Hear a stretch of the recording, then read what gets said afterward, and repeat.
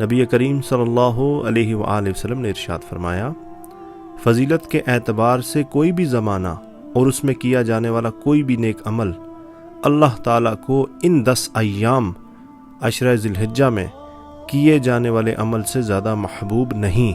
सो इन दिनों में ला इलाहा इल्लल्लाह और तकबीर और ज़िक्र व अज़कार के दूसरे तरीक़ों से भी अल्लाह के ज़िक्र की कसरत किया करो, इसलिए कि ये अय्याम ला इलाहा इल्लल्लाह और तकबीर का विर्द करने और अल्लाह का ज़िक्र करने के लिए बड़े ख़ास अय्याम हैं।